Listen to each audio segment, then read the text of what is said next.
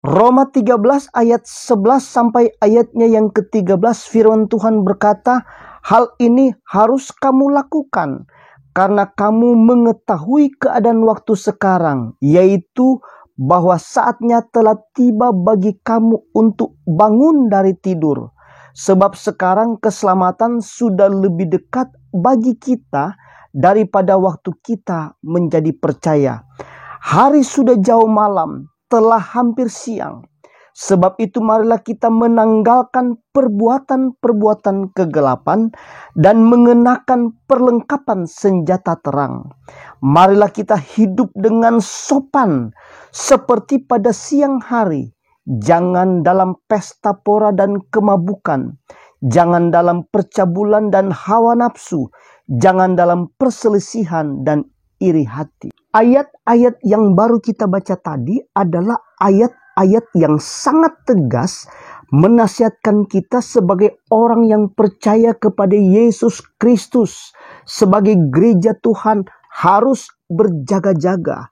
Sebab dalam Matius pasal 24 ayatnya yang ke-36 berkata bahwa tentang hari dan saat kedatangan Yesus Kristus kedua kali, seorang pun tidak ada yang tahu. Malaikat-malaikat di sorga pun tidak tahu. Bahkan anak manusia atau Yesus Kristus pun tidak tahu.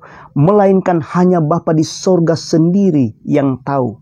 Oleh sebab itu kita tidak boleh sok tahu. Lalu kita mulai mereka-reka, meramal-ramal tentang hari Tuhan datang.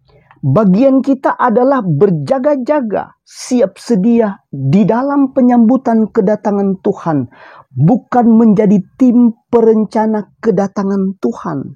Sebab Wahyu pasal 3 ayat 11 berkata, "Aku datang segera, peganglah apa yang ada padamu, supaya tidak seorang pun mengambil mahkotamu." Inilah yang Tuhan mau, supaya hidup kita sungguh-sungguh di dalam Tuhan.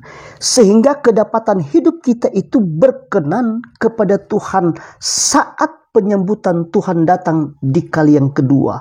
Kita kembali pada ayat pokok kita, Roma pasal 13 ayat 11 sampai dengan ayatnya yang ke-13. Dalam berjaga-jaga apa? Dalam siap sedia apa yang harus kita lakukan? Yang pertama adalah bangun dari tidur, sebab keselamatan kita sudah dekat. Kenapa kita harus bangun dari tidur? Sebab orang tidur tidak tahu apa yang terjadi di sekitarnya.